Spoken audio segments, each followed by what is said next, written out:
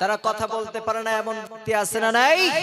কিন্তু রব্বুল আলামিন দয়া করে মেহেরবানি করে আমার জবানটাকে সুন্দর করে দিয়েছেন। ইচ্ছা করলে এই জবানটা আবার বন্ধ করে দিতে পারেন কে? কিন্তু রব্বুল আলামিন আমাকে আপনাকে জবান দিয়েছেন, এই জবান দ্বারা কোনো গুনাহ করা যাবে? এই জবান দ্বারা আপনি কোরআনে কারীম তেলাওয়াত করবেন। কোরআনে কারীম সুন্দরভাবে তেলাওয়াত করার সঙ্গে সঙ্গে প্রত্যেকটা হরফের বিনিময়ে আপনার আমলনামায় 10টা করে নেকি দিবেন কে? এজন্য সকাল এবং সন্ধ্যায় কোরআন পড়া দরকার আছে না নাই? কথা বলেন। আবার কোরআনটাকে রব্বুল আলামিন বললেন তোমরা সুন্দরভাবে পড়বা, ওয়ারাতিলিল কোরআন তারতিলা। তোমরা যখন কোরআনের তেলাওয়াত করবা সুন্দরভাবে কোরআনের তেলাওয়াত করতে বলেছেন একজন, তিনি কে? তার তিলের সহিত তেলাওয়াত করা দরকার আছে না নাই? কিন্তু আমরা কোরআনটাকে সহি শুদ্ধভাবে পড়তে পারি না, এমন সন্তান আছে না নাই? 100% এর মধ্যে 90% মানুষ আমরা কোরআনটাকে সঠিকভাবে পড়তে পারি না। কিন্তু এই কোরআনটাকে সুন্দরভাবে পড়ার দরকার আমাদের আছে না নাই? কথা বলেন না কেন? এই যে সামনে রমাদান মাস আসছে, এই রমাদান মাস 1 মাস আমাদের কোনো কাজ থাকে না হাতে। 1 মাস পরে আমাদের বসে বসে সময়টা পার হয়ে যায়। আপনি মসজিদের ইমাম সাহেবের কাছে যেয়ে বলবেন, ও ইমাম সাহেব হুজুর, 1টা মাস আমি ফিরে আছি, আপনার কাছে কোরআনে কারীমটা পড়তে চাই। রব্বুল আলামিন বললেন তোমরা কোরআনটাকে তারতিলের সহিত পড়বা। ইমাম সাহেবের কাছে যাওয়ার পরে বলবা, হুজুর এই কোরআনটাকে আমি সুন্দরভাবে পড়তে পারি না, আমাদের কবরের ভাষা হবে আরবি, এরপরে কবর থেকে শুরু করে নিয়ে জান্নাতের ভাষা হবে কি? জান্নাতের ভাষা আরবি হবে, কবরের ভাষা আরবি হবে। আর যিনি আমাদেরকে গাইড করেছেন, যিনি আমাদেরকে পথ দেখিয়েছেন, তিনি হলেন মুহাম্মদ সাল্লাল্লাহু।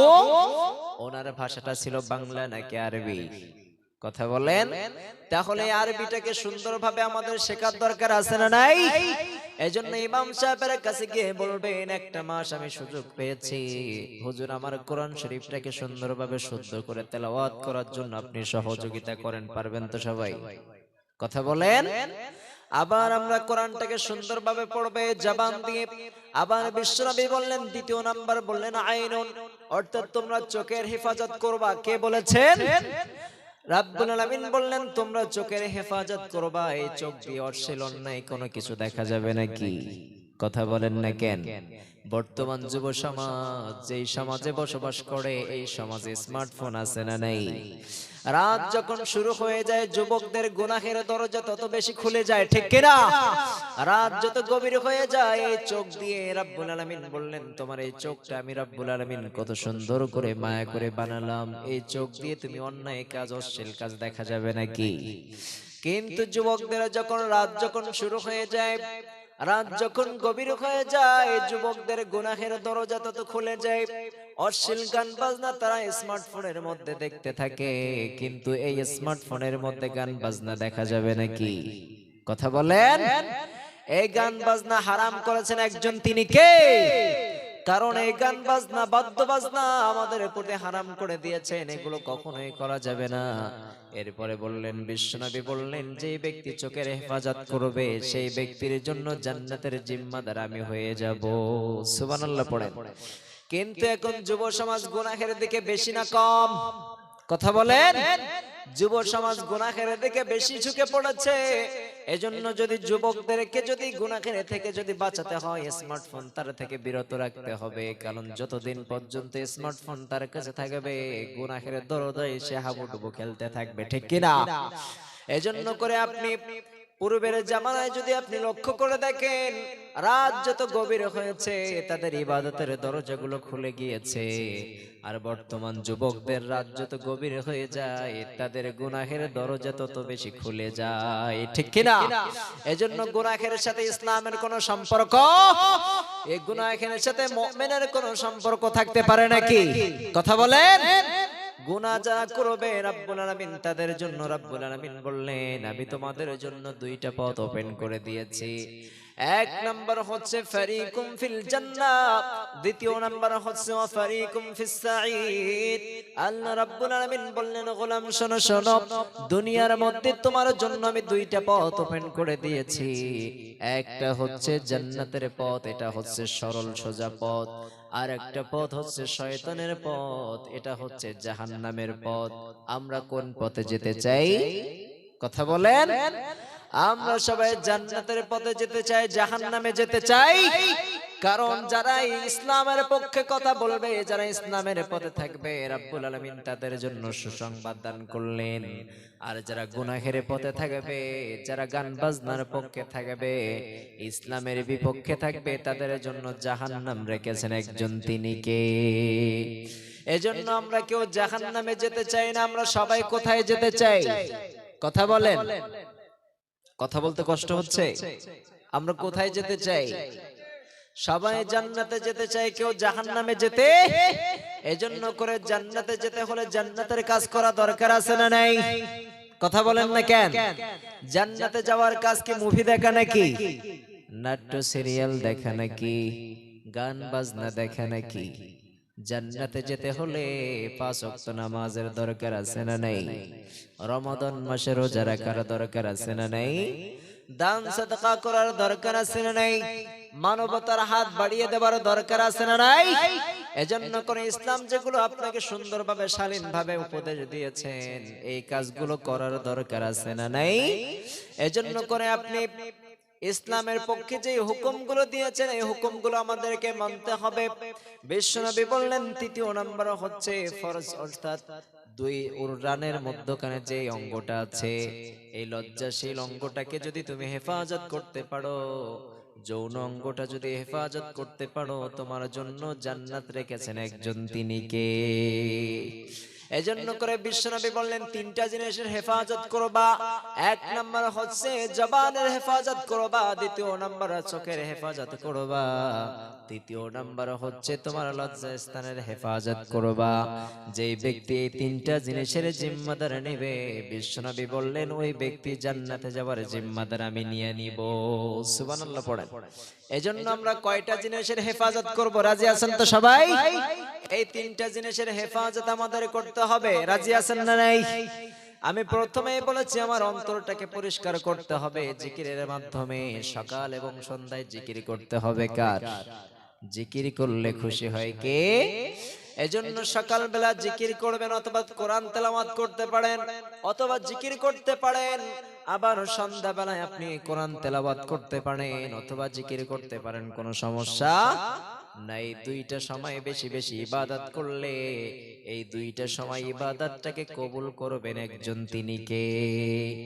আবার আপনি হেফজ করার দিকে লক্ষ্য করে দেখেন, যারা কোরআনের হাফেজ, এই হাফেজরা কখনো রাতের বেলা সবক দেয় না, অথবা দুপুরের সময় সবক দেয় না, অথবা বিকাল বেলা তারা পড়াশোনায় না। এরা একটা সময় সবক দেয়, ওস্তাদরে পড়াশোনায়। এই সময়টা হচ্ছে ফজরের সময়, ঠিক কিনা? এই সময়টা আপনার ব্রেনটাকে সুন্দর রাখে, এই সময়টাকে আপনার ব্রেন মস্তিষ্কটা সুস্থ রাখে, ঠান্ডা রাখে। এই সময় আপনি যতটুকু তেলাওয়াত করবেন, এই তেলাওয়াতটা আপনার অন্তরের মধ্যে গেঁথে দিবে কে? এজন্য করে সকাল এবং সন্ধ্যায় একমাত্র কার তেলাওয়াত করতে হবে? কোরআনে কারীমের তেলাওয়াত করতে হবে। রাজি আছেন তো সবাই? যারা কোরআনের তেলাওয়াত করবে, রব্বুল আলামিন তাদের আমলনামায় সওয়াব লিখে দিতে থাকবেন। যারা কোরআনের বিরোধিতা করবে, তাদের জন্য কি আমাদের সওয়াব থাকবে নাকি? একটা দল কিয়ামত পর্যন্ত থাকবে কোরআনের পক্ষে, আর একটা দল কিয়ামত পর্যন্ত থাকবে কোরআনের বিপক্ষে, ঠিক কিনা? একটা দল কিয়ামত পর্যন্ত থাকবে ইবলিসের দলে, আর একটা দল কিয়ামত পর্যন্ত থাকবে আদমের দলে, ঠিক কিনা? একটা দল কিয়ামত পর্যন্ত সাইয়েদনা ইব্রাহিমের দলে থাকবে, আর একটা দল কিয়ামত পর্যন্ত নমরুদের দলে থাকবে। আবার একটা দল কিয়ামত পর্যন্ত ফিরআউনের দলে থাকবে, আবার একটা দল কিয়ামত পর্যন্ত সাইয়েদনা মুসার দলে থাকবে, ঠিক কিনা? আবার একটা দল কিয়ামত পর্যন্ত আবু জেহিল্লার দলে থাকবে, আবার একটা দল একজনকে ফলো করবেন, তিনি হলেন মুহাম্মাদুর রাসূলুল্লাহ সাল্লাল্লাহু আমরা সবাই নবীদের দলে থাকতে রাজি আছেন তো সবাই? আমরা কাফের মুশরিকদের দলে থাকতে চাই না, আমরা ইবলিসের দলে থাকতে চাই না, আমরা জাহান্নামীদের দলে থাকতে চাই না, আমরা সব সময় জান্নাতীদের সাথে থাকতে চাই। এজন্য রাব্বুল আলামিন বললেন, গোলাম তোমার সামনে দুইটা পথ আমি ওপেন করে দিয়েছি। এক নাম্বার হচ্ছে ফারিকুম ফিল জান্নাত, আর একটা হচ্ছে ফারিকুম ফিস সাঈদ। একটা হলো জান্নাতের পথ, বান্দা ইচ্ছা করলে তুমি জান্নাতের পথ অবলম্বন করতে পারবা, কোনো সমস্যা নাই। আবার বান্দা যদি ইচ্ছা করো তুমি জাহান্নামের পথ অবলম্বন করবা, কোনো বাধা কোনো সমস্যা নাই। দুইটা পথ তোমার সামনে আমি দিয়েছি, তোমার মেধা দিয়েছি, বুদ্ধি দিয়েছি, দেখার শক্তি দিয়েছি, শ্রবণ শক্তি দিয়েছি, কোনটা ভালো কোনটা খারাপ এটা তোমার নির্ণয় করার শক্তি দিয়েছি, সবকিছু তোমার মধ্যে আমি দিয়ে দিয়েছি। এবার তুমি ডিসিশন নিবা, এবার তুমি তোমার মন্তব্য পেশ করবা, তুমি জান্নাতের পথে চলতে চাও নাকি তুমি জাহান্নামের পথে চলতে চাও, ঠিক কিনা? আমরা সবাই জান্নাতের পথে অগ্রসর হতে চাই, রাজি আছেন তো সবাই? এজন্য করে আমরা জান্নাতে যেতে চাই। কিয়ামতের ময়দানে একটা মানুষকে রব্বুল আলামিন জাহান্নাম থেকে বের করবেন। ওই মানুষটা সারা জীবন দুনিয়ার মধ্যে সুখের মধ্যে ছিল, দুনিয়ার মধ্যে সারা জীবন শান্তির মধ্যে ছিল। দুঃখ কষ্ট কি জিনিস সে কখনো দেখে নাই, কষ্ট কি জিনিস কখনো সে পায় নাই। এই মানুষটাকে এক সেকেন্ডের জন্য রব্বুল আলামিন জাহান্নামে ঢোকাবেন, এক সেকেন্ড পরে জাহান্নাম থেকে বের করবেন। এরপরে তাকে প্রশ্ন করা হবে, তুমি দুনিয়ায় কতটা শান্তিতে ছিলা?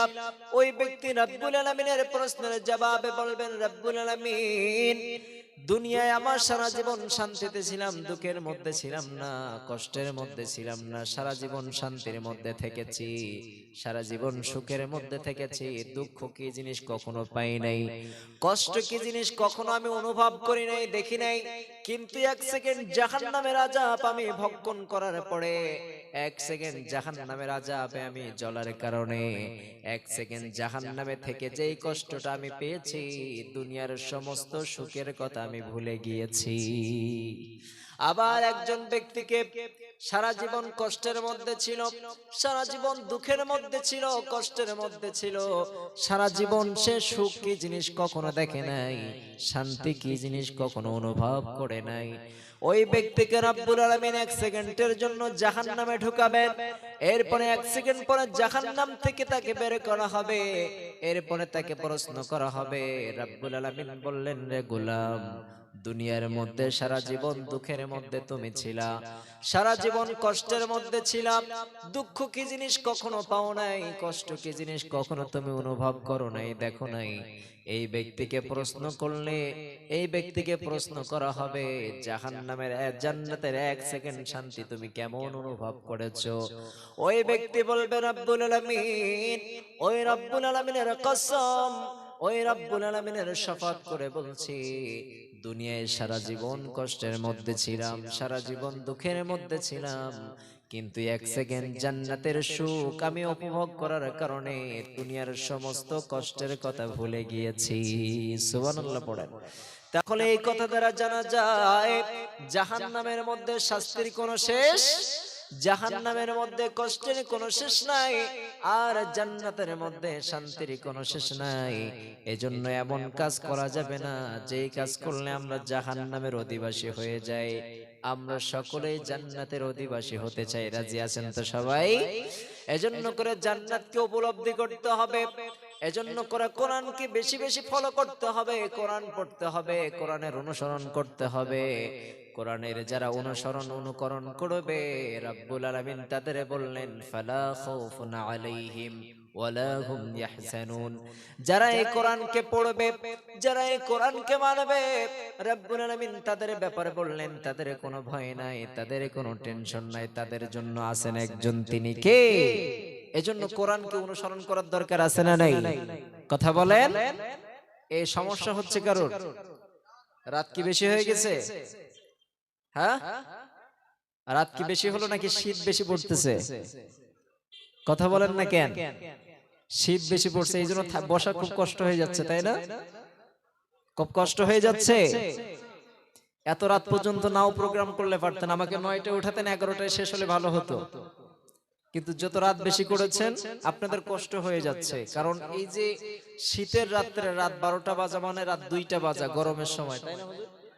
এজন্য করে যদি আপনার মাহফিলটাকে প্রোগ্রামটাকে আরো একটু আগে নিয়ে আসতে পারতেন। আমাদের বাংলাদেশে প্রোগ্রামগুলো হয় অনেক সময় দেখা যায় যে 10টার মধ্যে প্রোগ্রাম শেষ হয়ে যায়, শীতের রাত্রে বিশেষ করে 10টা অথবা 10:30, 11টার মধ্যে প্রোগ্রাম শেষ হয়ে যায়। আর গরমের সময় হলে হাইয়েস্ট 12টা থেকে 12:30 এর মধ্যে শেষ হয়ে যায়। কিন্তু এখানে ইন্ডিয়াতে এসে দেখলাম যে প্রোগ্রাম আপনাদের সারা রাত প্রোগ্রাম হতে থাকে। এমন দেখছেন নাকি? সারা রাত প্রোগ্রাম করতে দেখছেন? কথা বলেন না কেন? সারা রাত প্রোগ্রাম হয়, 1টা 2টা পর্যন্ত প্রোগ্রাম সারার পরে যখন বাসায় যেয়ে ঘুমান, ফজরের নামাজ একজনের কি হয় নাকি?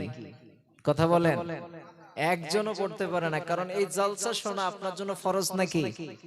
কথা বলেন, এই জলসা শুনলে সওয়াব আছে, না শুনলে কোনো গুনাহ আছে?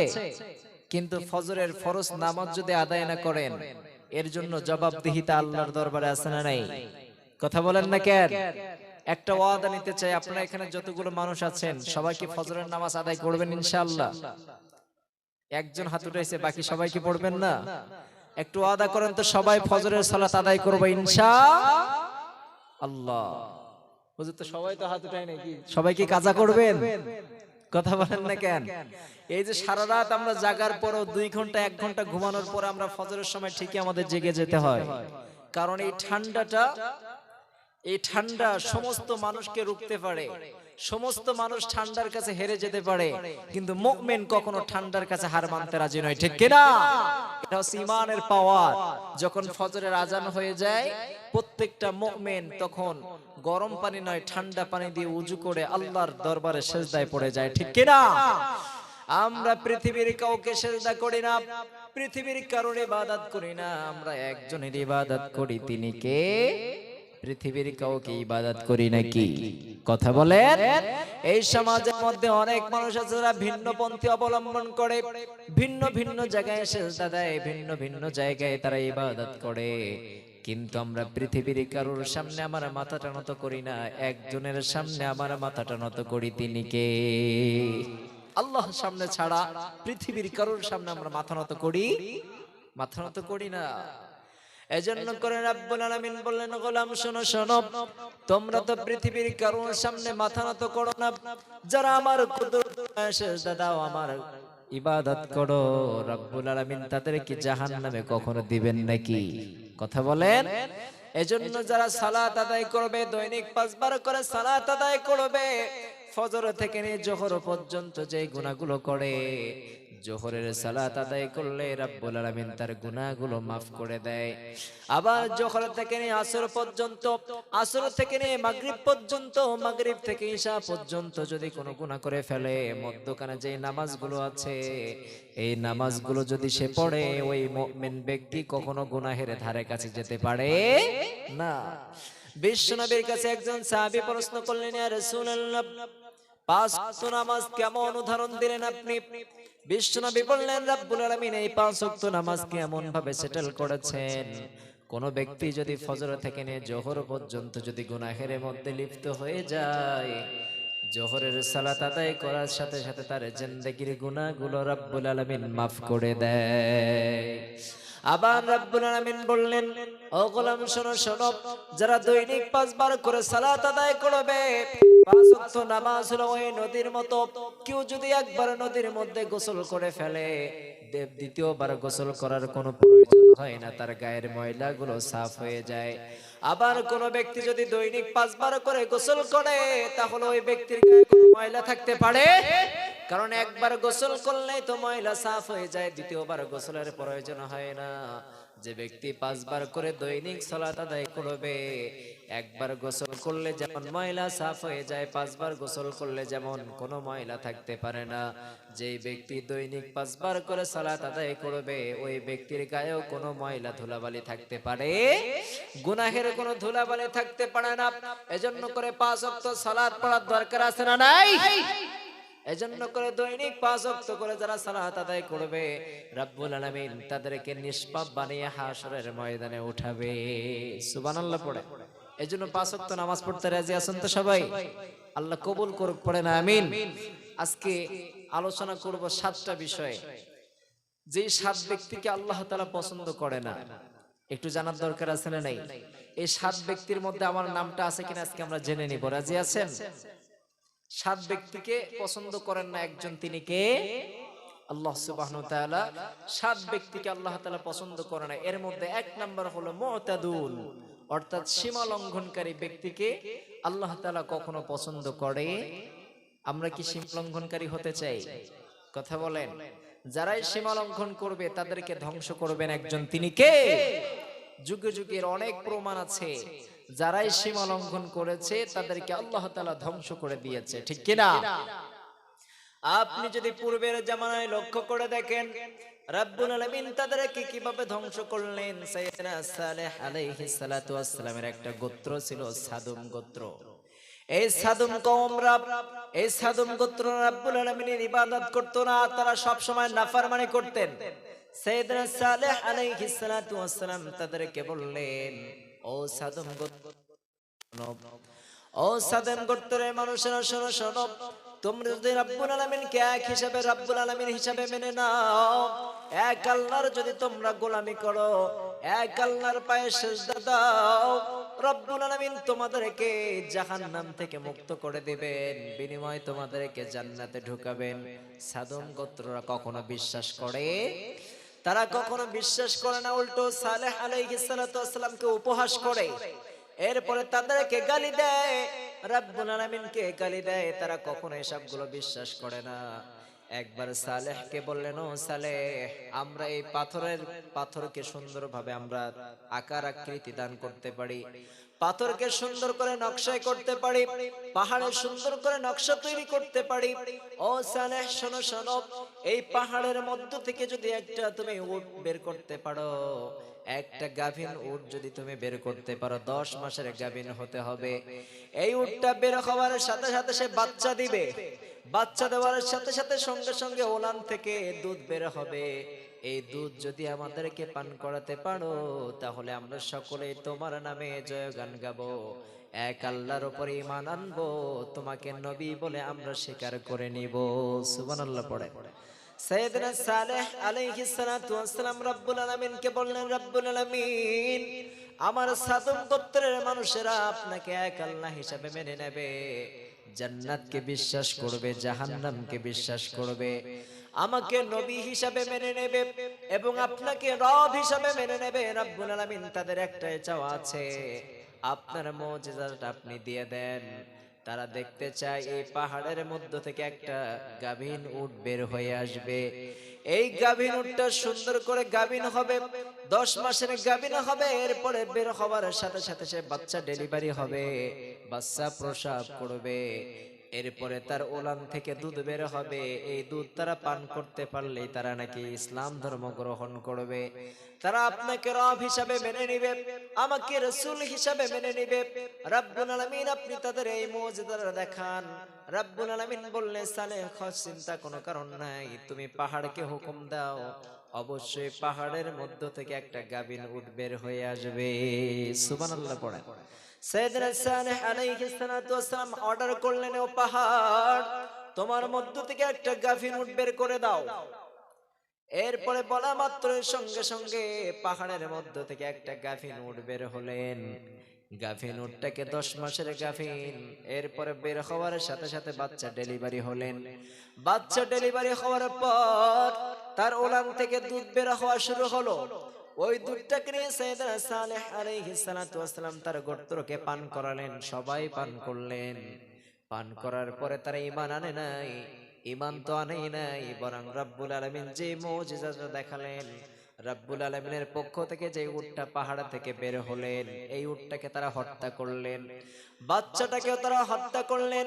রব্বুল আলামিন বলেন, আমার মুজিজাকে তোরা হত্যা করেছিস, তোরা তো সীমা লঙ্ঘন করে ফেলেছিস, তোরা ঈমান আনিস না, এরপরও আমার পাঠানো আমার পাঠানো একজন ফেরেশতা অর্থাৎ উটকে তোরা হত্যা করে ফেলেছিস, বাচ্চাটাকেও হত্যা করে ফেলেছিস, তোরা তো সীমা লঙ্ঘনকারীর মধ্যে অন্তর্ভুক্ত হয়েছিস।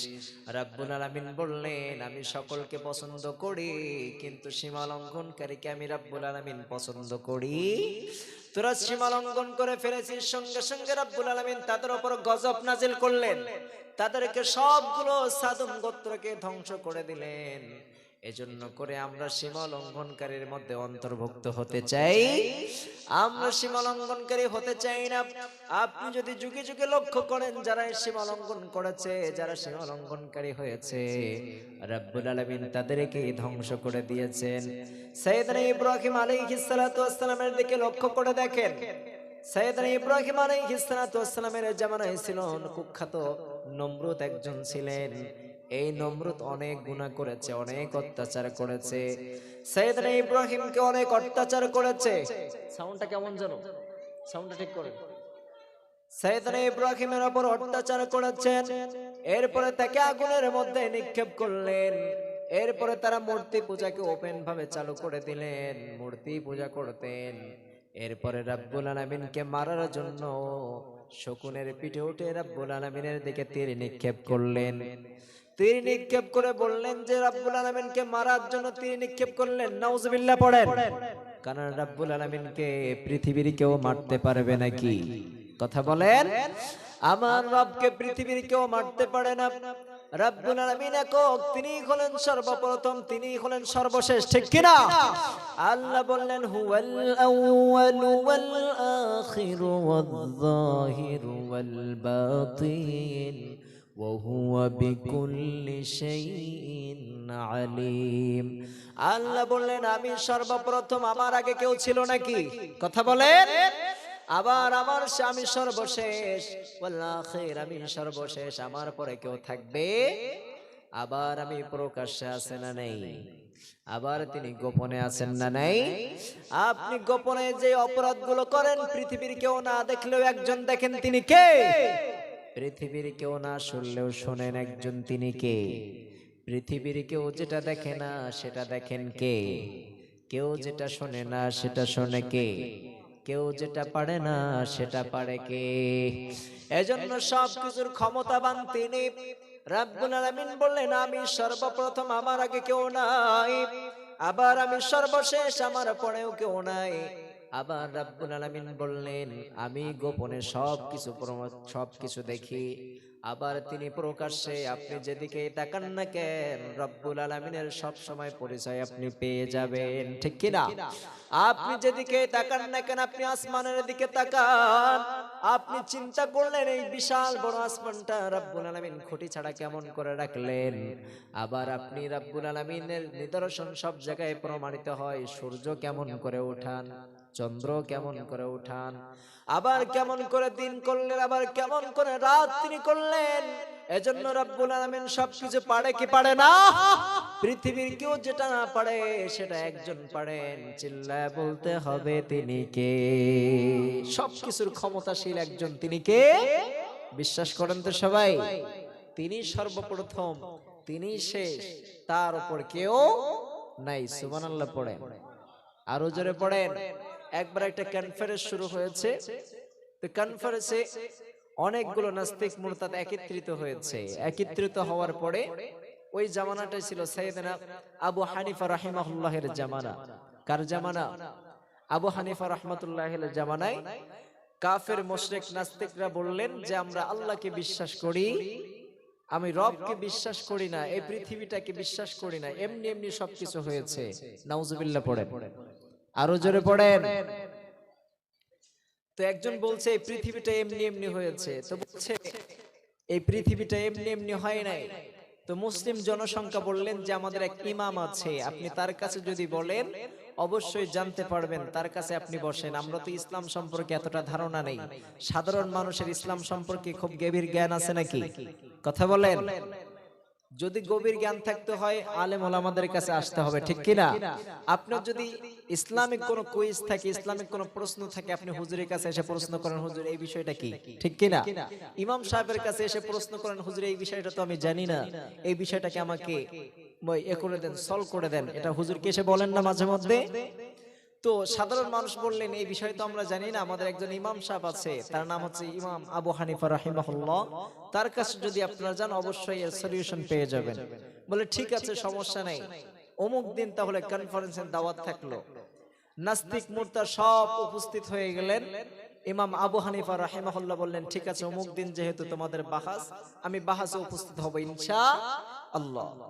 হাজার হাজার জনতা সম্মুখীন হলেন, বিশাল বড় প্যান্ডেল করলেন, স্টেজ তৈরি করলেন, সব নাস্তিক মুরতাদরা সব প্রথম সারিতে বসে আছেন। ইমাম আবু হানিফা রহমাতুল্লাহ আলাইহি ইচ্ছা করেই 1 ঘন্টা লেট করে নাস্তিকের কাছে পৌঁছালেন। নাস্তিক বললেন তোমার কথার কোনো ঠিক নাই, তুমি কথা বলেছো অমুক টাইমে আসবা সকাল 10টায়, তুমি 11টায় আসলা কেন? তোমার কথার কোনো ঠিক, তোমার সাথে আমাদের কোনো বাহাস নাই। ইমাম আবু হানিফা রাহিমাহুল্লাহ বললেন ঠিক আছে, আমি যে কারণে আসতে লেট হয়েছে একটু তো বলতে আমাকে দিবা। ইমাম আবু হানিফা রহমাতুল্লাহ আলাইহি বললেন যে আমি যখন বাসা থেকে বের হই, বাসা থেকে বের হওয়ার পরে আমার সামনে বিশাল বড় একটা নদী আছে, এই নদী পথ পাড়ি দিতে যে আমাকে দেরি হয়ে গিয়েছে, কারণ আমি এসে নদীর কিনারায় এসে দেখলাম যে মাঝি ওখানে থাকে, সে মাঝি সাহেব ওখানে নাই, মাঝি ওখানে নাই, নৌকাও নাই। চিন্তা করলাম কি ব্যাপার, আজকে তো মাঝিও নাই, নৌকাও নাই, আমার তো কনফারেন্স আছে। তো আমি চিন্তা করলাম, মনে মনে চিন্তা করতেছি আর ভাবতেছি কি করা যায়। তো আমি দেখলাম হঠাৎ করে জঙ্গল থেকে একটা গাছ এমনি এমনি কেটে পড়ে গিয়েছে। এরপরে এমনি এমনি সব ডালপালাগুলো ছাঁটাই হয়ে যাচ্ছে, কাটা হয়ে যাচ্ছে। এরপরে দেখলাম এমনি এমনি গাছটা তক্তায় পরিণত হয়ে গিয়েছে। আবার কিছুক্ষণ পরে দেখলাম তক্তাগুলো একের পর এক জুড়ে যাচ্ছে, জোড়া লেগে যাচ্ছে, জুড়তে জুড়তে সুন্দর একটা নৌকায় পরিণত হয়েছে। মাঝি ছাড়া সবকিছু হয়ে যাচ্ছে। এরপরে মাঝি ছাড়া দেখলাম নৌকাটা এমনি এমনি আমার কাছে চলে আসছে। এরপরে আমি নৌকায় বসলাম, এমনি এমনি নৌকা আমার পার করে দিল। এতটুকু প্রসেসিং করতে, এই কাজগুলো করতে আমার 1 ঘন্টা লেট হয়েছে। তো নাস্তিক বললেন এই গাঁজাখড়ি গল্প এখানে এসে বললে কি আমরা বিশ্বাস করব? এমনি এমনি কি একটা গাছ এমনি এমনি কেটে যেতে পারে? কথা বলেন, কাটতে পারে? এমনি এমনি গাছ কাটা যায়? কুড়াল ছাড়া গাছ কাটা সম্ভব নয়। করাত এবং কুড়াল ছাড়া গাছ কাটা যায় না। মিস্ত্রি ছাড়া তক্তা বানানো যায় না।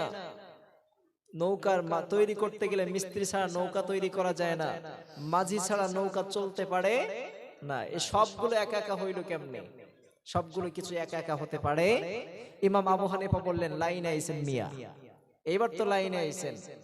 যেমন গাছ এমনি এমনি যেমন কাটতে পারে না কুড়াল ছাড়া, নৌকা তৈরি হয় না এমনি এমনি মিস্ত্রি ছাড়া, এমনি এমনি নৌকা চলতে পারে না মাঝি ছাড়া, ঠিক তদ্রূপ এই যে আসমান, গোটা পৃথিবীটা যিনি তৈরি করেছেন, এমনি এমনি আসমান তৈরি হয় নাই, ঠিক কিনা? কথা বলেন। আবার এমনি এমনি সূর্য উদয় হয় না, এমনি এমনি চন্দ্র উদয় হয় না। সবকিছুর জন্য একটা মালিক থাকা দরকার আছে। যেমন গাছ এমনি এমনি কাটে না কুড়াল ছাড়া, আবার এমনি এমনি তক্তা হয় না কোরাত ছাড়া, আবার এমনি এমনি নৌকা তৈরি হয় না মিস্ত্রি ছাড়া, এমনি এমনি নৌকা চলতে পারে না মাঝি ছাড়া। ঠিক তদ্রূপ এই আসমান এবং জমিন এমনি এমনি হতে পারে না একজন মালিক ছাড়া, ঠিক কিনা? নাস্তিক বললেন এইভাবে তো কখনো ভেবে দেখি নাই, আপনি আমার চক্ষুটা খুলে দিয়েছেন।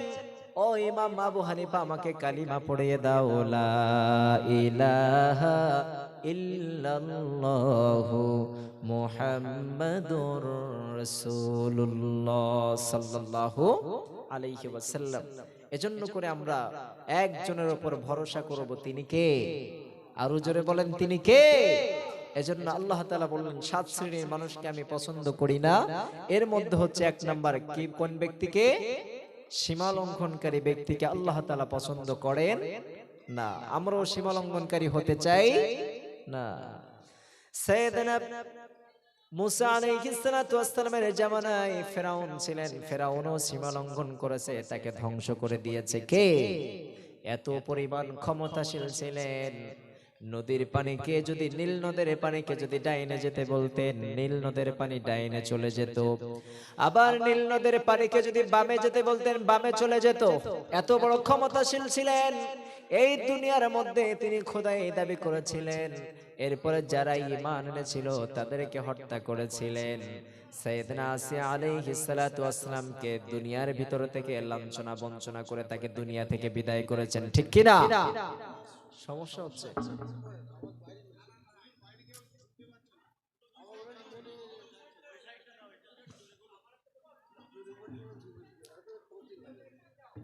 ভাইজান, এটা হচ্ছে আমি এত জোরে কথা বলি না, আপনাদের সাউন্ড সিস্টেমই ভালো না। কারণ এখান থেকে কথা বললে সাউন্ডটা টানবে, কিন্তু টানছে না এতে। আমি কথা বলছি না তাই আওয়াজ হচ্ছে কোথা থেকে?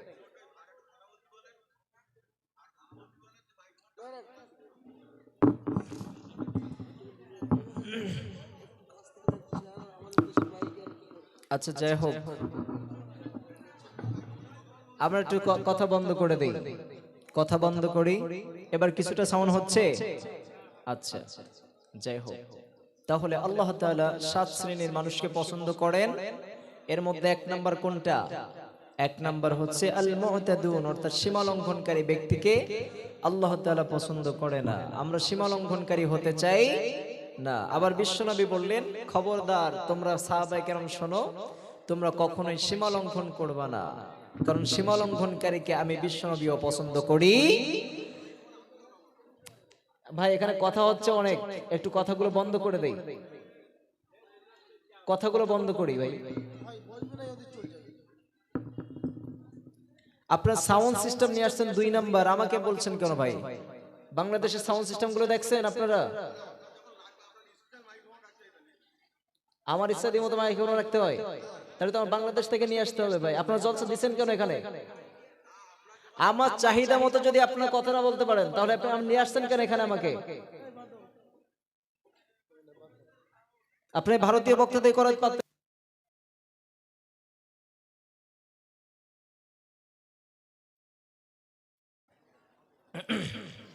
যাই হোক, একটা কথা বলি ভাইজান, আমাদের অভ্যেস হলো এখান থেকে কথা বলা, কিন্তু আপনাদের অভ্যেস হলো এখান থেকে কথা বলা। আর এখান থেকে কথা বলা 2 ঘন্টায় আমার পক্ষে সম্ভব না। কারণ আমি ভাইজানকে বলছিলাম যে আপাতত মাইক্রোফোনটা 1 নম্বর নেবেন, কারণ এটা যেন দূর থেকে টানে। আমি যেখানে প্রোগ্রাম নেই সেখানে বলে দেই যে মাইক্রোফোনটা এমন হতে হবে যেন দূর থেকে কথাগুলো টানে। কেন আপনারা দেখেন নাই যে 1 হাত 2 হাত দূরে থাকতেও এখান থেকে সাউন্ড টানে, এমন মাইক্রোফোন দেখেন নাই? তাহলে আপনাদের কম দামের এটা, আপনারা আমার উপরে রাগ করছেন কেন?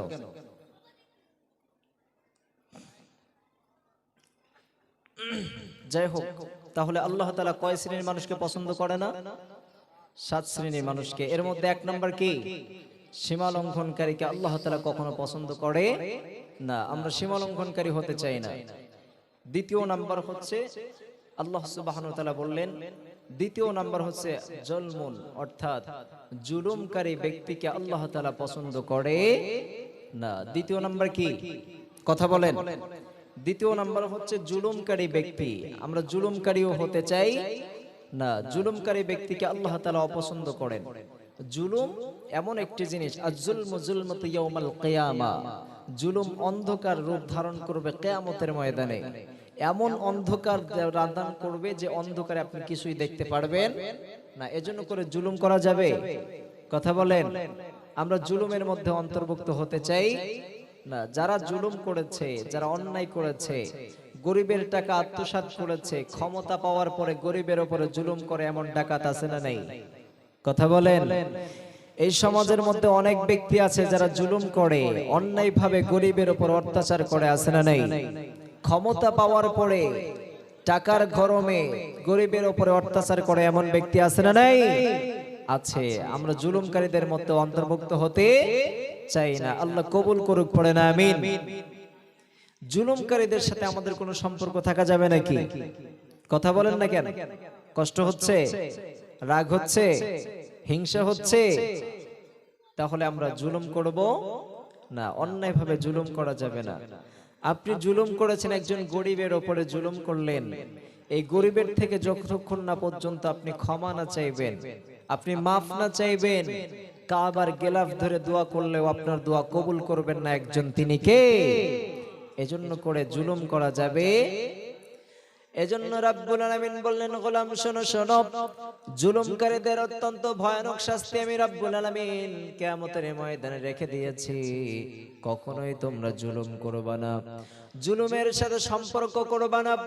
কারণ এই সমাজের মধ্যে ধনী হওয়ার পরে, ক্ষমতা পাওয়ার পরে গরিবের উপরে যারা জুলুম করে, গরিবকে যদি আপনি কষ্ট দিয়ে দেন, আপনি যদি গরিবের উপরে জুলুম করেন, এই গরিবের উপরে জুলুম করার পর আপনি যদি কাবা ঘরের গেলাফ ধরে যদি সারা রাত কান্না করেন, তাহাজ্জুদের নামাজ পড়ে যদি কান্নাকাটি করেন, আপনি জুলুম করার পরে যদি হজ করে আসেন, আপনি জুলুম করার পরে যতই নামাজি হন না কেন, আপনি জুলুম করার পরে যতই আপনি রোজাদার হন না কেন, আপনি জুলুম করার পরে আপনি হাজী সাহেব হন না কেন, আপনি জুলুম করার পরে যদি সারা রাত ইবাদতকারী হন না কেন, তাহাজ্জুদ গুজারি হন না কেন, যতক্ষণ না পর্যন্ত আপনি যার কাছে জুলুম করেছেন, যার মনে কষ্ট দিয়েছেন, তার কাছে ক্ষমা না চাওয়া পর্যন্ত রাব্বুল আলামিন আপনার একটাও দোয়া কবুল করবে। এজন্য করে জুলুম করা যাবে না, জুলুমের সাথে কোনো সম্পর্ক রাখা যাবে না, জুলুম থেকে আমাদেরকে বিরত থাকতে হবে। আমাদের এই সমাজের মধ্যে আছে স্বামী স্ত্রীর উপরে জুলুম করে, আবার স্ত্রী স্বামীর উপরে জুলুম করে, আবার সন্তান বাবার উপরে জুলুম করে, পিতামাতার উপরে জুলুম করে, আবার পিতামাতা সন্তানের উপরে জুলুম করে। কেমন করে? স্ত্রী স্বামীর উপরে জুলুম করে কিভাবে? আপনার স্ত্রীর যে হকগুলো আছে, আপনি যদি স্ত্রীর হক যদি পূরণ না করেন, আপনি স্বামী হয়ে আপনার স্ত্রীর উপরে জুলুম করলেন। আবার স্ত্রী স্বামীর যে হকগুলো আছে, আপনি স্ত্রী হওয়ার পরে যদি আপনি আপনার হাজবেন্ডের হকগুলো যদি পূরণ না করেন, আপনি আপনার স্বামীর উপরে জুলুম করলেন। এই সমাজের মধ্যে অনেক মহিলারা আছে, যেই মহিলারা ধনী বাবার সন্তান, যে মেয়েরা ধনীর ঘরে জন্মগ্রহণ করেছে কিন্তু গরিব ছেলেকে বিবাহ করেছে, কিন্তু গরিব ছেলে অর্থ না থাকার কারণে, টাকা পয়সা না থাকার কারণে ওই ধনী মেয়েটা গরিব ছেলের উপরে অত্যাচার করে, আছে না নাই? আপনি জুলুমকারীর মধ্যে অন্তর্ভুক্ত হলেন। আবার এই সমাজের মধ্যে কত সন্তান আছে পিতামাতার উপরে জুলুম করে, এমন সন্তান আছে না নাই? কথা বলেন না কেন? পিতামাতা যখন বৃদ্ধা বয়সে উপনীত হয়ে যায়, পিতামাতা যখন বুড়া বয়সে উপনীত হয়, তখন সন্তান তার সাথে খারাপ আচরণ করতে থাকে, সন্তান তার উপরে জুলুম করতে থাকে। আপনার জন্য পিতামাতার সঙ্গে ভালো ব্যবহারের আদেশ দিয়েছেন একজন, তিনি কে? আপনি পিতামাতার সাথে খারাপ আচরণ করতে পারবেন না, আপনি পিতামাতার সাথে সুন্দর আচরণ করবেন, পিতামাতার সাথে ভালো ব্যবহার করবেন, সৎ ব্যবহার করবেন। রাব্বুল আলামিন বললেন, যেখানে আমার ইবাদতের কথা বলেছি, সঙ্গে সঙ্গে পিতামাতার খেদমতের কথা বলেছেন কে? এজন্য রাব্বুল আলামিন বললেন, ওয়াকাযা রাব্বুকা আল্লা তা'বুদু ইল্লা ইয়াহু ওয়া বিল ওয়ালিদাইনি ইহসানা। রাব্বুল আলামিন বললেন, গোলাম শোনো শোনো, সর্বপ্রথম আমার ইবাদত করবা, ভিন্ন কারোর ইবাদত করা যাবে? ভিন্ন কারোর ইবাদত করবা না। এরপরে তোমার পিতামাতার খেদমত করবা, পিতামাতার গোলামি করবা, পিতামাতার নাফরমানি করা যাবে না। বিশ্বনবী বললেন, যেই ব্যক্তি পিতামাতাকে খুশি করে সকাল হলো, যেই ব্যক্তি পিতামাতাকে খুশির নজরে সকাল বেলা দেখলো, খুশি হয়ে পিতামাতা দরজা খুললো সন্তানের উপরে, ওই সন্তানের জন্য রাব্বুল আলামিন জান্নাতের দুইটা দরজা ওপেন করে দেয়। আবার যে ব্যক্তি, যে পিতামাতা সন্তানের উপরে নারাজ হয়ে যদি সকালবেলা দরজা খুলে ফেলে, বিশ্বনবী বললেন, ওই ব্যক্তির জন্য, ওই বান্দার জন্য, ওই সন্তানের জন্য দুইটা জাহান্নামের দরজা খুলে দেওয়া হয়। নাউজুবিল্লাহ পড়েন। বিশ্বনবী বললেন, লাউ কাতাতা জিলদাক, তোমার গায়ের চামড়া দিয়েও যদি তোমার পিতামাতার পায়ের জুতা বানিয়ে দাও, তবুও তোমার পিতামাতার ঋণ শোধ করা যাবে। আবার বিশ্বনবী ভিন্ন হাদিসের মধ্যে বললেন, আল জান্নাতু তাহতা কদামি উম্মাহাতিকুম, তোমার পিতামাতা তোমার জন্য জান্নাত, তোমার পিতামাতার পদতলে জান্নাত। এই যদি জান্নাতটা কামাই করতে চাও, পিতামাতার মনে কষ্ট দেওয়া যাবে, পিতামাতার সাথে ভালো ব্যবহার করবা, পিতামাতার সাথে সৎ আচরণ করবা, পিতামাতার সাথে নাফরমানি করা যাবে না। কিন্তু আমাদের সমাজে যারা ধনী ধনাঢ্য ব্যক্তি হয়েছে, পিতামাতাকে বাড়ি না রেখে বৃদ্ধাশ্রমে ভর্তি করে দেয়, আছে না নাই? বৃদ্ধাশ্রমে ভর্তি করে দেয়। বৃদ্ধাশ্রমে কত কষ্ট করে তারা জীবন যাপন করে, এর কষ্টের কথা কি বলা যায়? বৃদ্ধা বয়সে তারা চায় তার সন্তানকে এক নজরে দেখতে চায়, বৃদ্ধা বয়সে তারা নাতিপুতিদের সাথে খেলাধুলা করতে চায়, কিন্তু আপনি তাদের নাতিপুতির খেলাধুলা থেকে বঞ্চিত করলেন, আপনার হক থেকে আপনি বঞ্চিত নিজে নিজে করলেন। এরপরে পিতামাতাকে বৃদ্ধাশ্রমে ভর্তি করে দিলেন, কিন্তু যত ডাক্তার আছে, এমপি আছে, মন্ত্রী আছে, এরাই তো তার পিতামাতাকে বৃদ্ধাশ্রমে ভর্তি করে দেয়, ঠিক কিনা? কিন্তু আপনি আজ পর্যন্ত কোন আলেমকে দেখছেন নাকি আলেমের পিতামাতা বৃদ্ধাশ্রমে দেখছেন নাকি?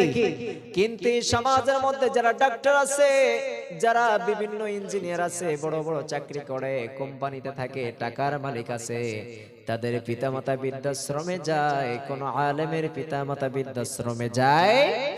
এজন্য করে আপনি সব সময় পিতামাতার সাথে ভালো আচরণ করবেন, ভালো ব্যবহার করবেন। পিতামাতার উপরে জুলুম করা যাবে না, পিতামাতার উপরে অন্যায় করা যাবে না, পিতামাতার উপরে অবিচার করা যাবে না। তোমার পিতামাতা তোমাকে কত কষ্ট করে লালন পালন করেছেন, তোমার পিতামাতা কত কষ্ট করে তোমাকে ছোট থেকে খেদমত করে লালন পালন করেছেন।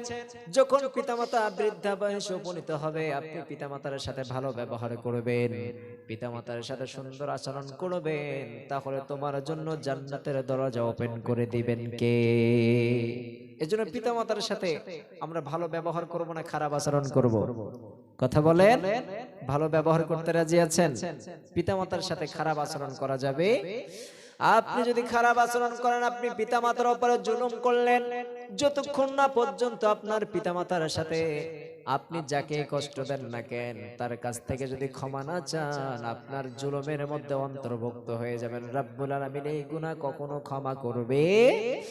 আপনি আপনার ভাইকে কষ্ট দিলেন, আপনি আপনার ভাইয়ের উপরে চড়াও হয়ে গেলেন, আপনার ভাইয়ের কাছ থেকে ক্ষমা চাইবেন। আপনি আপনার বোনের সাথে খারাপ ব্যবহার করলেন, জুলুম করলেন, আপনার বোনের থেকে ক্ষমা চাইতে হবে।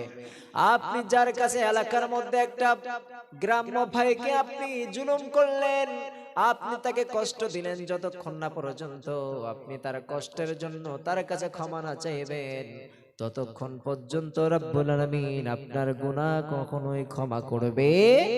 এজন্য যাকে কষ্ট দিবেন তার কাছে মাপ চাইতে হবে। এটা রব্বুল আলামিন কখনো ক্ষমা করবে না, এটা বান্দার হক, ঠিক কি না? রব্বুল আলামিনের হক হলে রব্বুল আলামিন হয়তো আপনাকে মাফ করে দিতে পারে, কিন্তু বান্দার যদি হক হয়, বান্দার যদি হকের মধ্যে পড়ে, রব্বুল আলামিন কখনোই আপনাকে ক্ষমা করবে? এটা ওই বান্দার থেকে আপনি ক্ষমা চেয়ে নেবেন। আবার কিছু কিছু পিতামাতা আছে সন্তানের উপরে জুলুম করে, কারণ সন্তান যখন ভূমিষ্ঠ হয়, এই ভূমিষ্ঠ হওয়ার সঙ্গে সঙ্গে পিতার এক নাম্বার দায়িত্ব হলো তার কানের মধ্যে আজান শোনানো, ঠিক কি না? কিন্তু আমাদের অধিকাংশ সন্তান হয় হাসপাতালের মধ্যে, সিজারের মধ্যে আমার সন্তানগুলো হয়ে যায়, তার কানে আজান শোনানোর মতো কোনো কেউ থাকে? কারণ ভারতবর্ষের মধ্যে বেশিরভাগ তো ঢোল তবলা বাজতে থাকে, হরে রাম হরে কৃষ্ণ বাজতে থাকে। আপনার সন্তান ভূমিষ্ঠ হওয়ার পরে সর্বপ্রথম যদি ঢোল তবলা থাকে, তাহলে আপনি সঙ্গে সঙ্গে তাকে আজান শোনায় দিবেন।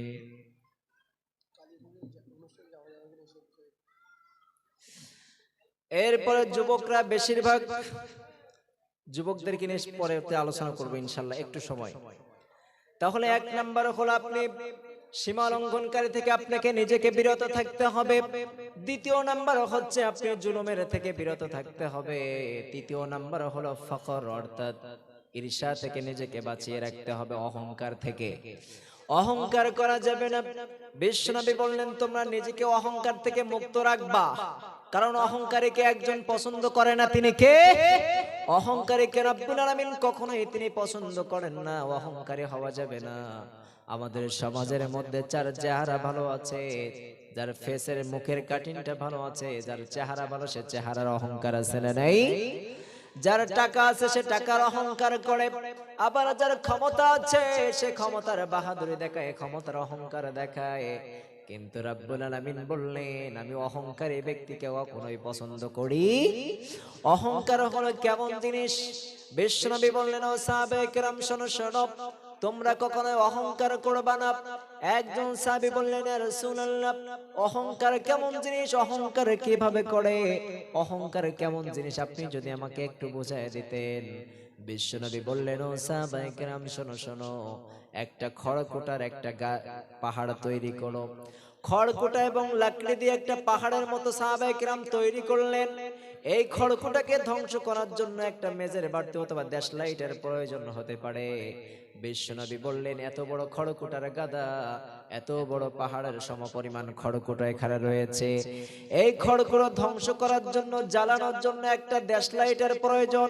ছোট্ট একটা দেশলাইটে যেমন পাহাড় সমান খড়কুটা লাকড়ি গুলো যেমন পুড়িয়ে জ্বালিয়ে পুড়িয়ে শেষ করে দিতে পারে, তোমার যতই আমল করো না কেন, যতই ইবাদত করো না কেন, তোমার ইবাদত যদি উহুদ পাহাড়ের সমপরিমাণ হয়, তোমার ইবাদত যদি সাগর পরিমাণ হয়ে যায়, তোমার ইবাদত যদি আসমান সমপরিমাণ হয়ে যায়, তোমার সওয়াব যদি আসমান সমপরিমাণ হয়ে থাকে, একটা খড়কাটা একটা গাদার মতো একটা পাহাড় সমপরিমাণ লাকড়ি যেমন ধ্বংস করতে একটা দেশলাইটের প্রয়োজন হয়, আপনার আসমান সমপরিমাণ এই নেকিগুলোকে ধ্বংস করার জন্য একটু অহংকারই যথেষ্ট। ঠিক কিনা? এজন্য অহংকার করা যাবে না, অহংকার থেকে বিরত থাকবেন। অহংকার রব্বুল আলামিন অপছন্দ করেন, অহংকার করা যাবে না।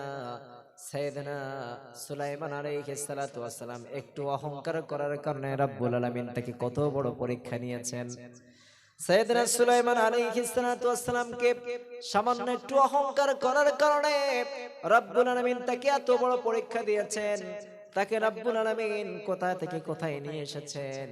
একটু শুধুমাত্র অহংকার করেছে। কি করেছে?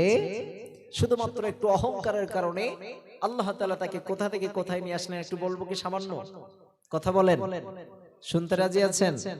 সাইয়েদনা সুলাইমান আলাইহিস সালাতু ওয়াস সালাম সিংহাসনে বসলেন। বসার পরে বললেন আমার তো বিবাহের উপযুক্ত বয়স হয়েছে, আমি বিবাহ করতে চাই। তোমরা আমার জন্য সুন্দরী একটা মেয়ে দেখো, তার কয়েকটা গুণ থাকা লাগবে। এক নাম্বার গুণ থাকতে হবে সে সুন্দরী হবে। দ্বিতীয় নাম্বার হলো সে রূপবতী হবে। এক নাম্বার সুন্দরী হবে, দ্বিতীয় নাম্বার সে শিক্ষিতা হবে, তৃতীয় নাম্বার সে পর্দানশীল হবে, চতুর্থ নাম্বার সে দানশীল হবে, ষষ্ঠ নাম্বার সে সব গুণের থেকে এক নাম্বার হতে হবে। যদি এই গুণগুলো তার মধ্যে পাওয়া যায় এমন একটা মেয়ে আমার জন্য খুঁজে নিয়ে আসতে হবে। এর ষষ্ঠ নাম্বার হচ্ছে সব থেকে ধনী পরিবারের ভালো বংশের হতে হবে। এই কয়টা গুণ যদি তার মধ্যে থাকে তাহলে তোমরা তার সাথে আমার বিবাহের প্রস্তাবের জন্য পাঠিয়ে দিবা, বিবাহের প্রস্তাব পাঠাবা। সাইয়েদনা সুলাইমান আলাইহিস সালাতু ওয়াস সালাম এমন বলে তার খাস কামরার মধ্যে চলে গেলেন। এই এলানটা সমস্ত এলাকার মধ্যে ছড়িয়ে দিলেন, তার রাজ্যের মধ্যে ছড়িয়ে দিলেন যে সাইয়েদনা সুলাইমান বিবাহ করতে চায়, এই গুণের অধিকারী হওয়া লাগবে। তো সাইয়েদনা সুলাইমান আলাইহিস সালাতু ওয়াস সালাম বিবাহের কথা বলে তিনি খাস কামরায় চলে গেলেন। বিবাহের এলান হয়ে গেল সমস্ত জায়গায়। সবাই একের পর এক সাইয়েদনা সুলাইমান আলাইহিস সালাতু ওয়াস সালামের কাছে চিঠি পাঠাতে শুরু করলো। জেলের মেয়ে চিঠি পাঠায়, এরপরে রিকশাওয়ালার মেয়ে চিঠি পাঠায় যে সাইয়েদনা সুলাইমানকে বিবাহ করতে চায়। এলান যখন সমস্ত জায়গায় ছড়িয়ে পড়েছে, এই এলান একটা জেলেও শুনেছে। জেলে শোনার পরে বাসায় যে জেলে বলতেছে আমাদের রাজ্যের বাদশা সাইয়েদনা সুলাইমান বিবাহ করতে চায়, তো এমন এমন গুণ থাকা লাগবে। এক নাম্বার সে রূপবতী হওয়া লাগবে, দ্বিতীয় নাম্বার শিক্ষিতা হওয়া লাগবে, তৃতীয় নাম্বার সে দানশীল হওয়া লাগবে, চতুর্থ নাম্বার পর্দানশীল হওয়া লাগবে, পঞ্চম নাম্বার সে ভালো বংশের অধিকারী হওয়া লাগবে। তো এই কথা মেয়ে আর মার সামনে যখন বলা হলো, আমাদের গ্রামের অনেক মা চাচিরা দেখি যে মেয়েকে অনেক সময় চুল বেঁধে দেয় কি দেয় না? কথা বলেন, চুল বেঁধে দেয় না অনেক সময়? তো জেলের স্ত্রী জেলের মেয়েকে চুল বেঁধে দিচ্ছে আর জেলে এই কথাগুলো শোনালেন। এরপরে জেলে কথাগুলো শোনানোর পরে যখন চলে গিয়েছে, জেলের মেয়ে চিরুনের ফাঁক দিয়ে মুস্কি হাসি দিয়ে বলছে, মা আমি যদি সাইয়েদনা সুলাইমানের স্ত্রী হতে পারতাম আমার জীবনটা ধন্য হয়ে যেত। সুবহানাল্লাহ। তো মা একটা থাপ্পড় দিয়ে বলছে যে কোথায় তুই আর কোথায় সুলাইমান? আমাদের গ্রাম বাংলা একটা প্রবাদ বাক্য চালু আছে যে বামন হয়ে চাঁদ ছোঁয়া যায় না। সাইয়েদনা সুলাইমান পয়গম্বরের ঘরের পয়গম্বর, বাদশার ঘরের বাদশা, আর তুই হচ্ছে জেলের মেয়ে, তোর মধ্যে কোনো লেবাস নাই ভালো, ত্রুটি নাই ভালো, সব দিক থেকে তুই অক্ষম। তুই কেমন করে সাইয়েদনা সুলাইমানের স্ত্রী হতে চাস? কারণ আমাদের যদি দেশে এখানে সব থেকে ধনী ব্যক্তি কে আছে? এই এলাকার মধ্যে ধনী ব্যক্তি কে আছে? নাম বলেন তো হুজুর, এই এলাকার মধ্যে ধনী ব্যক্তি কে আছে? কেউ নাই? আচ্ছা যাই হোক, এই এলাকার সব থেকে ধনাঢ্য ব্যক্তি যদি তার ছেলেকে বিবাহ দিতে চায়, আর যদি এলাকার সুইপার অর্থাৎ হকারের মেয়ে যদি বলে আমি তোমার সাথে বিয়ে করতে চাই, মার কি একটাও পিঠে পড়বো না মাটিতে পড়বো? সব পিঠে পড়বো না, একটাও মার বাইরে পড়বো না, সব পিঠে পড়ে যাবে। এজন্য সাইয়েদনা সুলাইমান যখন বিবাহের প্রস্তাব দিলেন, জেলের মেয়ে যখন এই প্রস্তাবে তার মায়ের সাথে বললেন, মা একটা থাপ্পড় দিলেন। এরপরে জেলের মেয়ে, আমাদের গ্রাম বাংলা একটা সহজ হলো, মেয়েদের যদি কিছু বলা হয় সঙ্গে সঙ্গে ঘরের দরজা দিয়ে মেয়েরা কান্না করতে শুরু করে, ঠিক কিনা? জেলের মেয়ে থাপ্পড় খাওয়ার পর জেলের মেয়ে ঘরে গেলেন। এরপরে সমস্ত ঘরের জানালা দরজা বন্ধ করে দিয়ে সাইয়েদনা সুলাইমানকে একটা চিঠি লেখা শুরু করলেন। ও সুলাইমান, শোনো শোনো, আমি জেলের মেয়ের মধ্যে তুমি যে কথা গুণের কথা বলেছো, 5টা গুণের কথা বলেছো, আমি জেলের মেয়ের মধ্যে 4টা গুণ আছে, কিন্তু একটা গুণ আমার মধ্যে নাই। 1 নাম্বার গুণ বলেছো তোমাকে রূপবতী হতে হবে, রব্বুল আলামিন আমাকে সুন্দরী করে বানিয়েছেন, এতে কোনো সন্দেহ নাই। 2 নাম্বার গুণের যে কথা বলেছো শিক্ষিতা হতে হবে, রব্বুল আলামিন আমাকে উচ্চ শিক্ষায় শিক্ষিত করেছেন, আলহামদুলিল্লাহ। 3 নাম্বার গুণ হলো দানশীল হতে হবে, আমি রব্বুল আলামিনের রাস্তায় যতটুকু আমার হাতে আসে সবগুলো রব্বুল আলামিনের রাস্তায় খরচ করে দেই। 4th নাম্বার হলো পরদানশীল, আজ পর্যন্ত কোনো পর পুরুষ আমাকে দেখতে পারে নাই। 5ম নাম্বার হলো সে ভালো বংশের হবে, রাজবংশের হতে হবে। কিন্তু সুলাইমান শোনো শোনো, যে রব্বুল আলামিন তোমাকে পয়গম্বরের ঘরের পয়গম্বর বানিয়েছেন, বাদশার ঘরের বাদশা বানিয়েছেন, ওই রব্বুল আলামিন আমাকে জেলের ঘরে জন্ম দিয়েছে, ঠিক কিনা? যে রব্বুল আলামিন তোমাকে বাদশা বানিয়েছেন, ওই রব্বুল আলামিন আমাকে ফকির বানিয়েছেন। যে রব্বুল আলামিন তোমাকে বাদশাহিত্ব দান করেছেন, ওই রব্বুল আলামিন আমাকে গরিবের ঘরে জন্ম দিয়েছেন।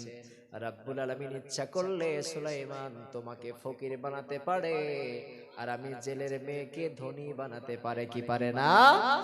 ইচ্ছা করলে রব্বুল আলামিন, আপনি লক্ষ্য করে দেখেন পূর্বের জামানায় যে মানুষগুলো রাজা বাদশাহ অবস্থায় জীবন যাপন করেছে, সেই মানুষের বংশধররা এখন ভিক্ষা করেও কুল পায় না, ঠিক কিনা?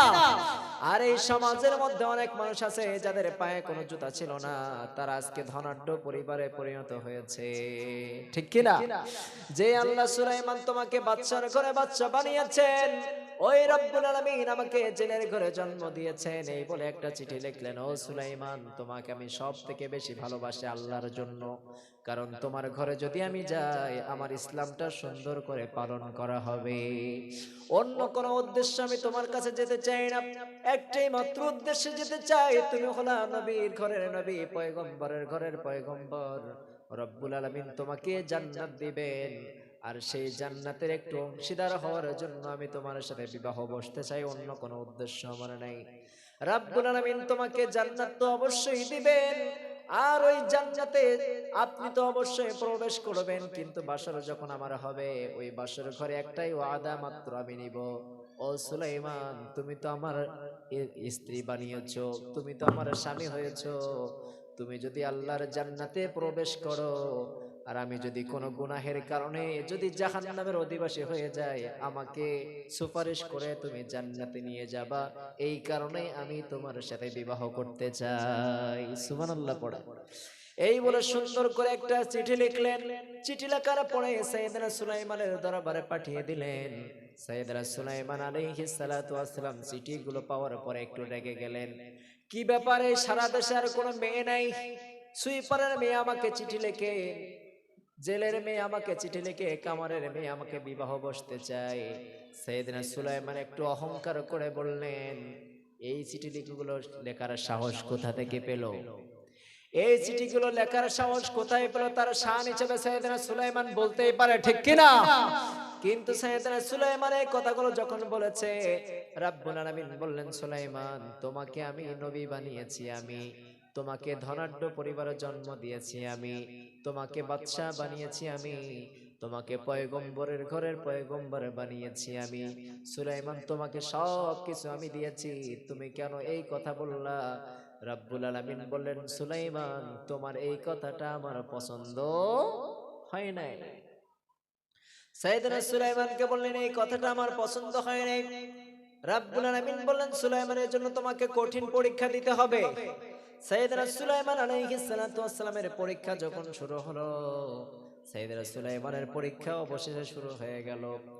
এই সুলাইমানের সিংহাসনের দিকে একটা জিনের একটা আঁচল ছিল, জিনের একটা নজর ছিল। সাইয়েদনা সুলাইমান কখন এই সিংহাসন থেকে নেমে যাবে আর জিন্নাত সিংহাসনে বসবে, কিন্তু হাতের আংটি যতক্ষণ পর্যন্ত থাকবে ততক্ষণ পর্যন্ত সাইয়েদনা সুলাইমানের চেয়ার কেউ নিতে পারবে। সাইয়েদনা সুলাইমানের একটা মুজিজা ছিল হাতের আংটি, জানেন আপনারা? কথা বলেন, শুনছেন? সাইয়েদনা সুলাইমানের একটা মুজিজা ছিল, শান ছিল হাতের আংটি। আংটিটা যতক্ষণ পর্যন্ত থাকবে সিংহাসন, রাজপ্রাসাদ, জিন্নাত তার কথাগুলো মেনে চলবে। সাইয়েদনা সুলাইমান এমন একজন নবী ছিলেন, সাইয়েদনা সুলাইমানের ভাষাগুলো সমস্ত পিপিলিকার ভাষা তিনি বুঝতেন, বাঘের ভাষা বুঝতেন, মাছের ভাষা বুঝতেন, সমস্ত পশু পাখির ভাষা বোঝার তৌফিক দিয়েছেন একজন, তিনি কে? সাইয়েদনা সুলাইমান সবার ভাষা বুঝতেন। তো সাইয়েদনা সুলাইমান হাতের আংটিটা পরার নিয়ম হচ্ছে, পবিত্র অবস্থায় ছাড়া এই হাতের আংটি পরা যাবে না। সাইয়েদনা সুলাইমান পবিত্র অবস্থায় হাতের আংটি পরতেন। তো সাইয়েদনা সুলাইমান একবার হাজত চাপলো বাথরুমের জন্য, বাথরুমে গেলেন, কিন্তু সাইয়েদনা সুলাইমান একজন বিশ্বস্ত দাসী ছিলেন। এই দাসীর হাতে যখন উযু ইস্তেঞ্জা করতেন তখন আংটিটা খুলে তার হাতে দিয়ে যেতেন। সাইয়েদনা সুলাইমান ঠিক প্রতিদিনের মতো হাজত চাওয়ার জন্য, প্রয়োজন পূরণ করার জন্য বাথরুমে গেলেন, হাতের আংটিটা খুলে গেলেন। হাতের আংটিটা যখন রেখে গেলেন, সঙ্গে সঙ্গে হাতের আংটি যখন খুলে বাথরুমে চলে গেলেন, ওই জিন্নাতের একটাই উদ্দেশ্য ছিল কি করে আংটিটাকে নেওয়া যায়। ওই জিন্নাত সাইয়েদনা সুলাইমান আলাইহিস সালাতু ওয়াস সালামের সূরাত ধরলেন। সাইয়েদনা সুলাইমান যেই পোশাক পরেছেন, সাইয়েদনা সুলাইমান যেই ড্রেসগুলো পরেছেন, হুবহু সেই ড্রেস পরলেন। সাইয়েদনা সুলাইমানের চেহারাটাকে নকল করলেন। এরপরে নকল করার পর সাইয়েদনা সুলাইমানের সূরাত ধরে দাসীর কাছে গিয়ে বললেন, দাসী, আমার আংটি দাও। সাইয়েদনা সুলাইমানের আংটিটাকে নিয়ে নিলেন। এরপরে জিন্নাত নসিহত করতেছে, ও দাসী, শোনো শোনো, আমার রাজ্যের মধ্যে নকল একটা সুলাইমান প্রবেশ করেছে, সে আমার সিংহাসনটা কেড়ে নিতে চায়, সে আমার সিংহাসনটা দখল করতে চায়, আমাকে সিংহাসন থেকে বিতাড়িত করতে চায়। ও দাসী, ওই সুলাইমানকে, নকল সুলাইমানকে তোমরা যেখানে দেখবা সেখানেই তোমরা তাকে গণহত্যা করবা, সেখানেই তোমরা পিটায়ে তাদেরকে বের করে দিবা। নসিহত করতেছে আসল সুলাইমান নাকি নকলটা? কথা বলেন। নকলটা নসিহত করতেছে, আসলটাকে যেন বিতাড়িত করে দেয়, তাকে মারধর করে তাড়িয়ে দেয়।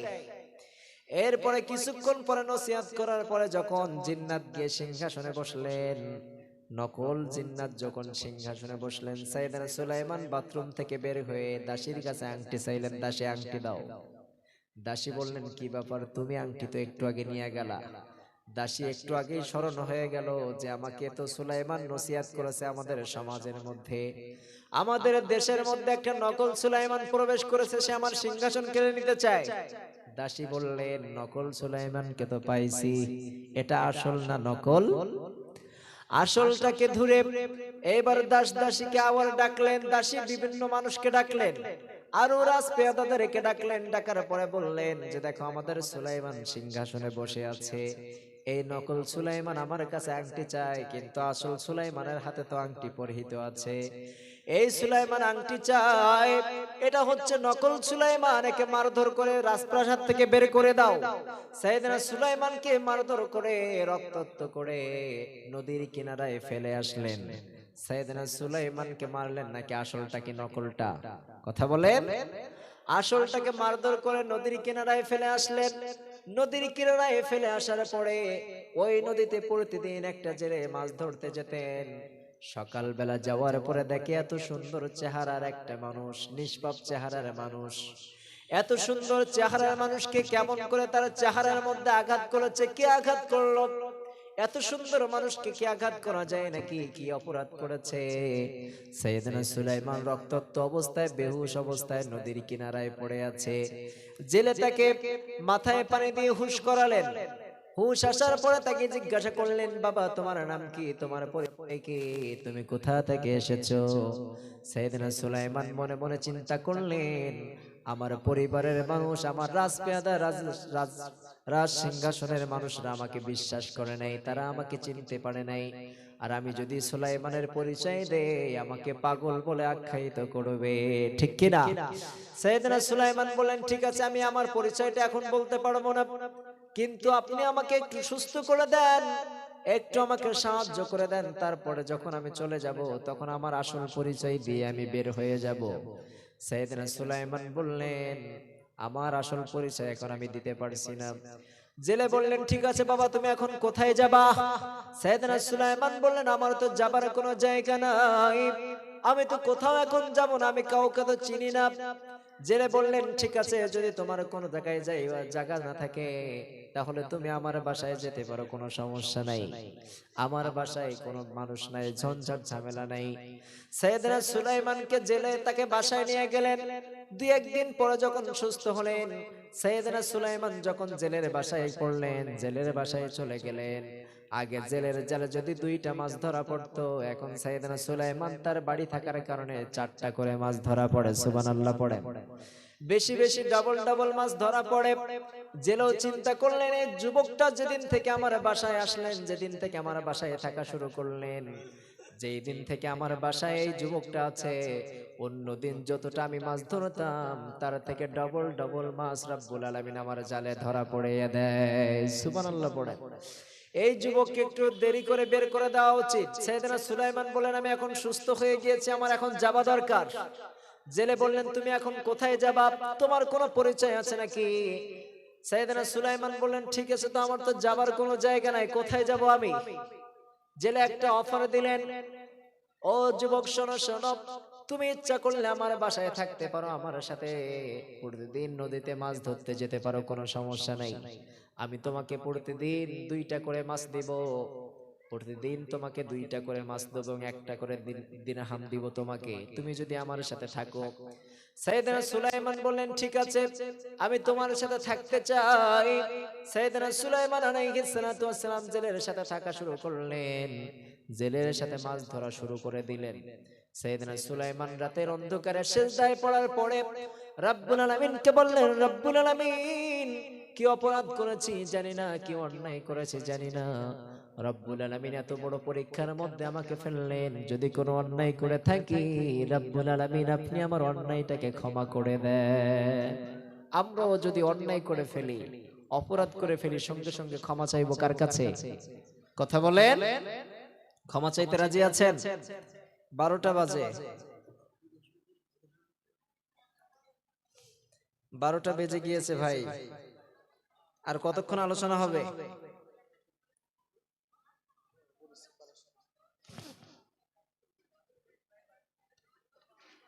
এখন এই বিষয়গুলো ফার্স্ট টাইমে দিতে হয়, দিলে সেই বিষয় ভিত্তিক আলোচনা করা যায়। যাই হোক, আলোচনা শুনবেন নাকি চলে যাবেন? কথা বলেন। শীত লাগছে কম না বেশি? বেশি লাগছে না? কম না বেশি লাগছে? অবশ্যই। আল্লাহ তাআলা যেহেতু আমাদেরকে এখানে নিয়ে আসছেন, 12টা পর্যন্ত কথা বলছি, আমি তো বেশিক্ষণ কথা বলি না, তারপরও 12টা পার হয়ে গিয়েছে। তবে আপনাদের আলোচনাটা শোনাবো যদি আপনারা কিছু আমাদেরকে উপকার করেন, কারণ এই মাহফিলে অনেকগুলো ঘাটতি আছে আমাদের এখনো। এই প্রোগ্রামের জন্য আপনাদের যে আয়োজন করেছে, অনেক বড় আয়োজন করেছে, প্রতি বছর এই প্রোগ্রামটা হোক আমরা চাই কি চাই না? কথা বলেন। প্রতি বছর এই প্রোগ্রামটা হোক আমরা চাই না? সবাই সবাই চাই। যেহেতু সবাই আমরা এই প্রোগ্রামটা চাই, এই প্রোগ্রামে অনেকগুলো ঘাটতি আছে, আমরা কি সহযোগিতা করতে পারি একটু? কথা বলেন। যদি একটু সহযোগিতা করি তাহলে আমি আবার পূর্বের কথায় আমরা চলে যাব ইনশাআল্লাহ। 10 মিনিট একটু কালেকশন করি, তারপর আমরা পূর্বের কথায় আবার চলে যাব। রাজি আছেন? আচ্ছা, আমরা সব সময় আল্লাহর রাস্তায় মন খুলে আমরা দান করতে চাই, কারণ এই প্রোগ্রামটা আপনাদের জন্যই করা হয়েছে। আমরা কিছু আল্লাহর রাস্তায় দান করতে অসুবিধা আছে? কথা বলেন। দান করলে লাভ না লস? কথা বলেন না কেন? কষ্ট হচ্ছে আপনাদের? এই যে মানুষের বিপদ আপদ আসে, এ দান করলে বিপদ আপদ থেকে মুক্ত করে দেয় কে? কথা বলেন। এই যে রোডে ঘাটে চলাফেরা করেন, অ্যাক্সিডেন্টের ভয় আছে না নেই? হঠাৎ করে দেখা গেল একটা রোড অ্যাক্সিডেন্ট হয়ে গিয়েছে, তখন হাজার হাজার টাকা নষ্ট হয়ে যায়, হাজার হাজার টাকা দিয়ে আমাদের চিকিৎসা করাতে হয়, তখন কিচ্ছু গায়ে বাঁধে না। কিন্তু প্রোগ্রামের জন্য, ইসলামের জন্য দিতে গেলে আমাদের যত বড় জ্বালা, ঠিক কিনা? কিন্তু আমাদের এই প্রোগ্রামের জন্য সর্বপ্রথম কোন ব্যক্তি আছে যে কিছু টাকা দান করবে? সেই ব্যক্তির জন্য আমি মন খুলে, যে ব্যক্তি সর্বপ্রথম 10,000 টাকা দান করবে এই প্রোগ্রামের জন্য, সর্বপ্রথম আমি তার জন্য 2 মিনিট দোয়া করব। সবাই মিলে তার জন্য, তার পরিবারের জন্য, তার ফ্যামিলির জন্য, তার আত্মীয় স্বজনের জন্য, তার আত্মীয় স্বজন যে যেখানে অন্ধকার